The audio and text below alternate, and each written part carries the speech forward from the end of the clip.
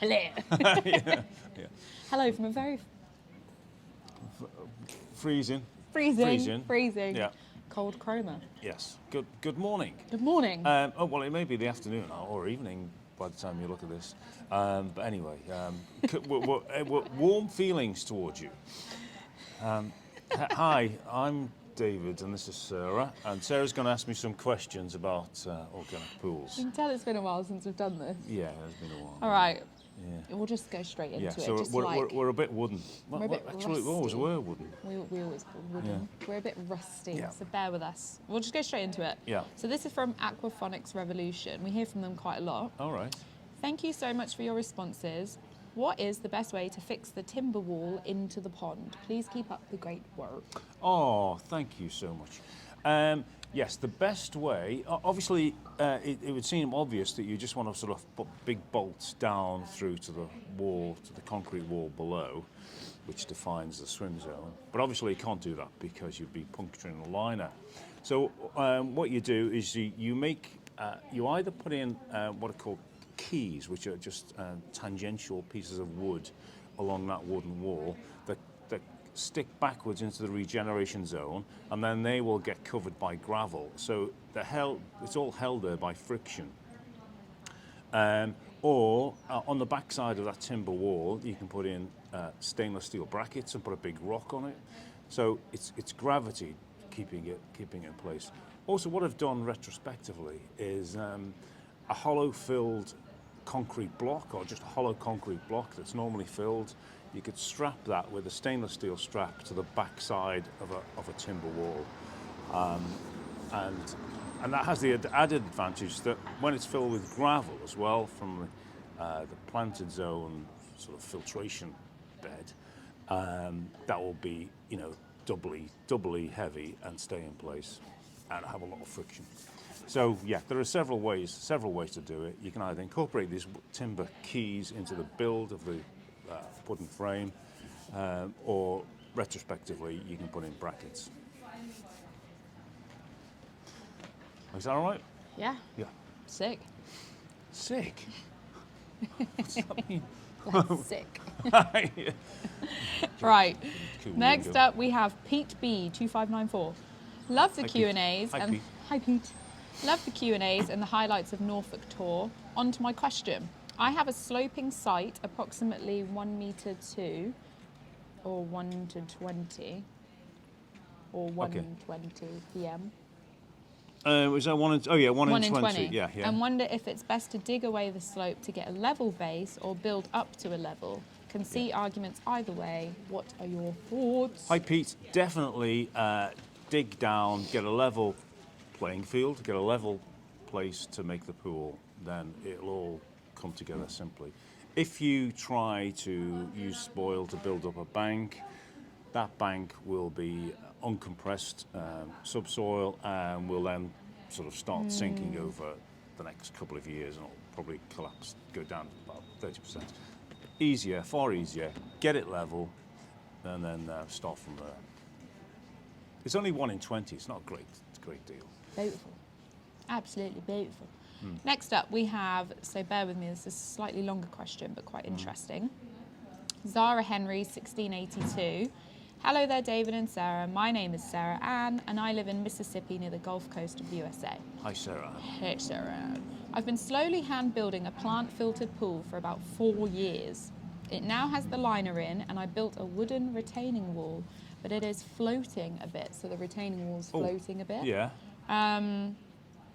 I will be putting the piping and gravel in this week, although there is already a good bit of water in the filter zone due to heavy rain this summer. I'm wondering what advice you have for how to keep my wall from floating up.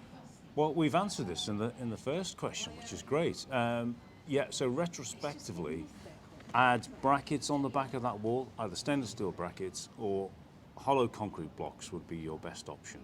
So just scrape away the gravel at the back of the wall at the moment, butt up a hollow concrete block, I can't speak, stainless steel, strap it to the wall, just screws, and then fill it back with gravel, and do that like at least once every 3 foot or something. and that'll keep the wall in place. Great. So there is a second part. Oh yeah. Also, should I put the air supply in a circle or pipe each drain loop to the compressor separately? I have a very limited budget and I have worked with reused materials as much as possible. I'd love any advice and I'm happy to share photos with you if you want to give me any input. Thank you. That is really good. Yeah, it's really good ethos. Yeah, to use reclaimed stuff wherever possible. Yeah. Put the air supply in a ring around the pool. Okay, so the compressor just feeds in from the side. It comes down to this ring of pipe, which you just put around the outside of that timber wall, and then tee off in the places where you need it, into your airlift pump or your bubble pumps. And that way, because it's in a loop, the pressure from the compressor will all be equalized, so each outlet will get the same pressure. So yeah, definitely put them in a loop. Yeah, so that's Zara Henry's, but and actually it'll end up being cheaper. You will use less pipe to each bubble pump than you would do if you ran separate pipes from the compressor to the bubble pump. Hope we answered your question, Sarah Ann in Mississippi. Yeah, so send us some photos. I'd love to know how you get on. Send them to the email or to the WhatsApp. Yeah. No, I mean Instagram or to Facebook. We love seeing pictures. Yeah, and high resolution ones, yes, if possible. Please.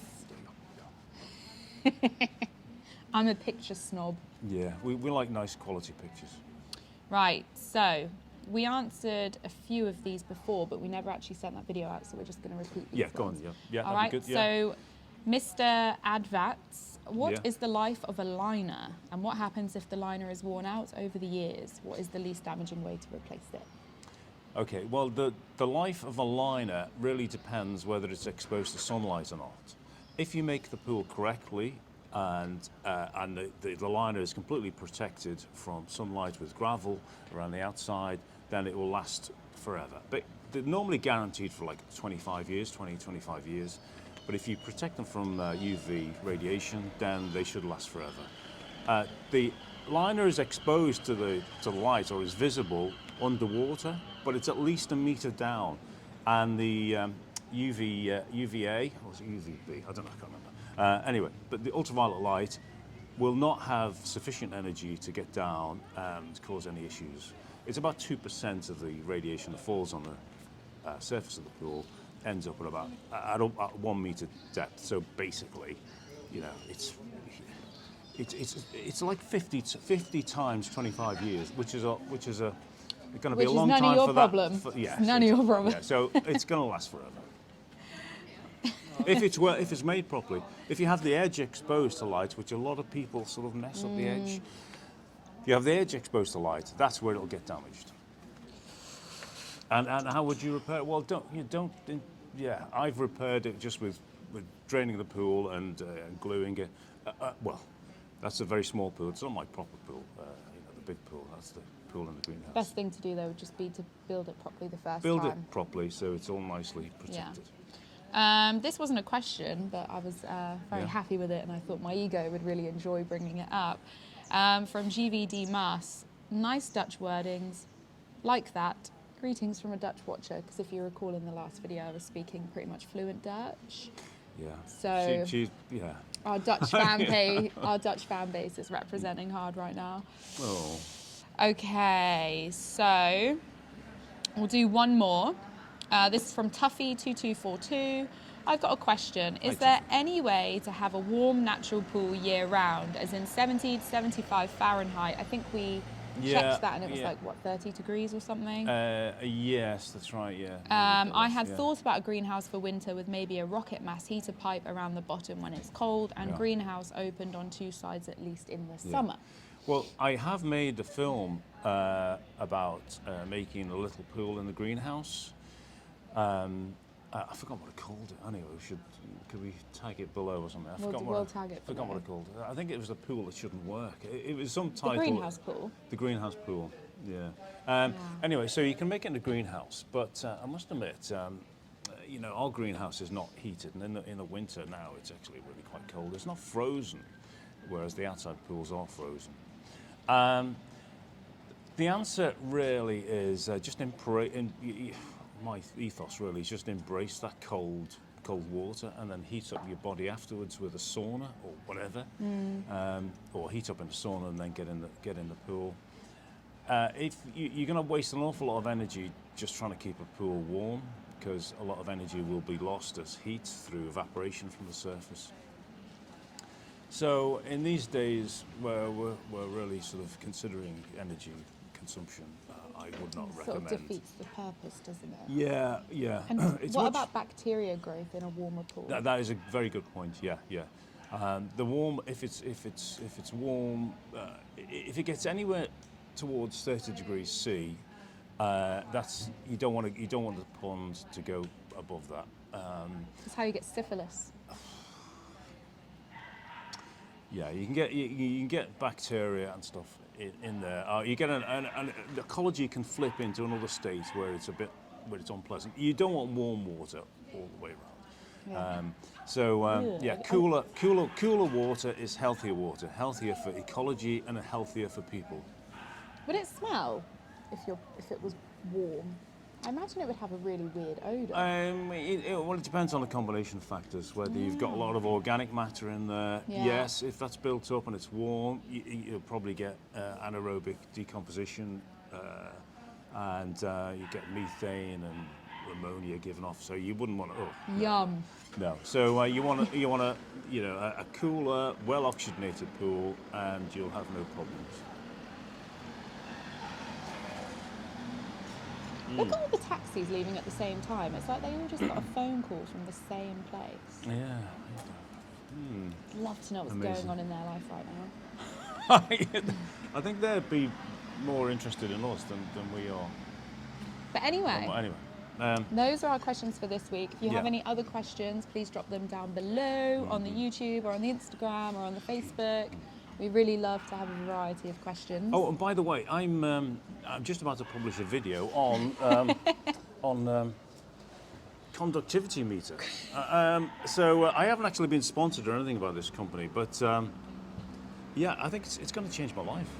So I'm going around measuring the conductivity. I should have brought some water out, shouldn't I? To do Measure my conductivity. No, unfortunately, it's got a probe, and you're supposed to stick it in a. You sound just like the doctor I saw last week. Oh my goodness. Anyway, we're not going to go there. Right. It's been lovely to talk to you, and we will We do have see a you course soon. up, organic pools at .booking as me. Yeah, so come along. It'd be lovely to see you all. We've got quite a few coming. We've got a guy from Bosnia, which is great. Bosnia. Yeah. Anyway, I've been to Bosnia. No. Oh, you'll have a good chat. Anyway, Yeah. well, lovely to see you all. And to see you all lovely. Yeah, bye for now. Bye for now.